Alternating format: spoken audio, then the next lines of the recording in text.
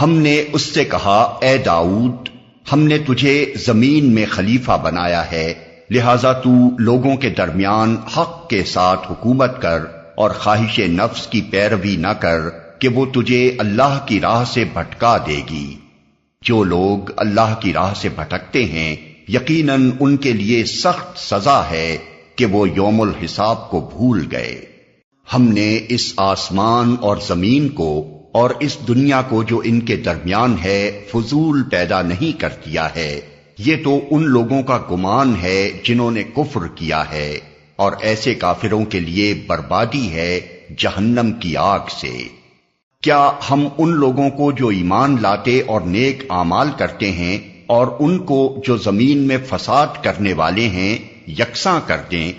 کیا متقیوں کو ہم فاجروں جیسا کر دیں؟ یہ ایک بڑی برکت والی کتاب ہے جو اے محمد ہم نے تمہاری طرف نازل کی ہے تاکہ یہ لوگ اس کی آیات پر غور کریں اور عقل و فکر رکھنے والے اس سے سبق لیں۔